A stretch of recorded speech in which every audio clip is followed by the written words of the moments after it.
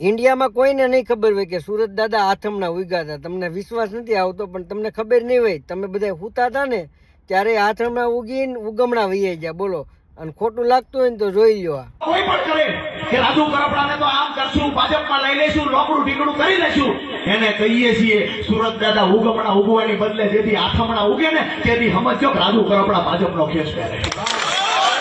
બાકી નાના નાના લંગુરિયાઓ જે ગામો ગામ ગલુડિયાઓ ફરે છે એને ખબર જ નથી કે એનો ગુરુ અડધી રાતે મારાથી પીવે છે. એ ખબર જ નથી. અહીંયા ફિલોસોફી આજુબાજુના ગામમાં કરે, અમારી ઓળખાણ, અમારો સંબંધ, એટલે કોન્સ્ટેબલ તમારી આબરૂ નથી રાખતો, શું કામ સંબંધની ફિલોસોફી કરો છો? એક પણ કાયદો જાણતા નથી, એક પણ નિયમથી વાકેફ નથી, અધિકારીને ખખડાવીને કઈ શકવાની તાકાત નથી. આવા લોકો સત્તામાં બેઠા છે, એને પણ કહીએ છીએ આપણા મૂળી તાલુકાનું ભલું કરવું છે, આવો સૌ સાથે મળીને ખેડૂતો માટે લઈએ.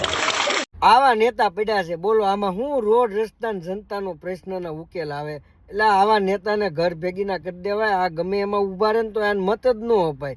આના પાછા ઉભા રહે ને પબ્લિક મતે આપશે. એ તો તમે જોવો, મારે અહીં ન્યુઝીલેન્ડમાં છે ને એક માવરી જાત છે. આ નેતા જો અહીંયા આવ્યો હોય ને તો આને લોંદો કરી નાખે. બોલો, એ માવરીની જાત જો આને સોંટી હોય ને તો. એટલે આવા નેતાને તમે ક્યાં, એટલે તમે આની સભામાં જાઓ છો, તમને કંટાળો નથી આવતો? આ અત્યાર સુધી માયકમાં બોલતો હતો ને, આપણને એમ ત્યાં તગારું રાખવું પડશે. જો તગારું લેવાઈ ગયું ને બધું લેવાઈ ગયું તો જોવો કેટલું બળ કરતો હતો કે ખેડૂતો માટે હું આમ કરી નાખું ને આમ કરી નાખું. આખું આ બધું પ્લાનિંગ હતું. આ ભારતમાં વિકાસ છે ને એટલે જ નથી થતો. તમે જ્યાં સુધી આવા નેતાને તમે બોલાવશો ને મત આપશો ને બધું કરશો ને માન સન્માન આપશો ને ત્યાં એટલે જ આવું થાય છે. એ બધું તમારે બંધ કરવાની જરૂર છે. એકવાર જો આમાંથી આમ ગયો ને એટલે એને પછી બોલાવવાનો જ નહીં. એવું કરશો ને તો જ તમારો વિકાસ થાય. બાકી તમારી જિંદગી આમાં જ વહી જાય. ઓલા અભણ બિચારા ખેડૂતો છે ને એને કાંઈ ખબર તો પડે નહીં. આ બધા હિસાબ કરીને મંત્રીઓ બધા નોટું બનાવીને બધા હાથ જોડીને બધા પાસે મત લે ને પછી બધા પૈસા ખાય. જો આવી રીતે જ હાલવાનું છે. એટલે ભાઈ તમે તમારી જિંદગી સુધારો. આવા નેતામાં કાંઈ પડ્યા એવું નથી. અને આમાં કોઈ પડ્યા હોય ને તો ફાવ એવાય ન હોય. તમે જોઈ લો, આ કેટલું બળ કરતો હતો પેલા ને હવે કેમ સાનમુનો બેહી ગયો ને હવે એને ઘડીક વારમાં સારું લાગવા મળ્યું. આની પાસે સીએ શું એવી કળા ગવર્મેન્ટ પાસે કે એ એમાં જાય એટલે તરત સારું જ લાગવા મળે છે.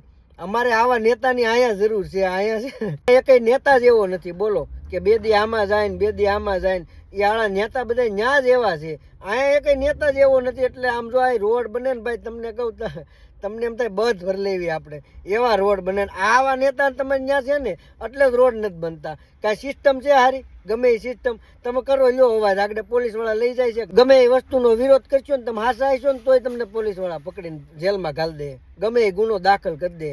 અત્યારે 2020 ઘણા ગુના છે ને અત્યારે આવ્યા 2026 વિચાર કરો, ચૂંટણી આવે છે ને એના પક્ષના મત તૂટી જાય ને એટલે એ જૂના જે બધા કેસ હતા ને અત્યારે બધા બોલો આ વિરોધ પક્ષ વાળાના કાઢ્યા છે ને બધાને વોરંટ જાહેર કર્યા છે ને ધરપકડ કરશે ને ઓલું કરશે ને. પણ પબ્લિકને નહીં ખબર પડે કે આ બધું ગેમ છે. આ ચૂંટણી ટાણે જ બધું આવે એટલે હું જ બધું દબાઈ જાય ને એનો પક્ષ વિજેતા થઈ જાય. પણ હવે તમારે સમજવાનું છે કે તમારે કોને મત દેવો નહીં. એટલે ધ્યાન રાખો ભાઈ, આમાં તમે ખોટા ભરવાઈ જાવ છો ને. મંત્રી બધા પૈસા ભરે છે, બાકી તમારી સમસ્યાનું હલ જિંદગીમાં નથી થવાના. તમે મરી જાઓ ને તોય.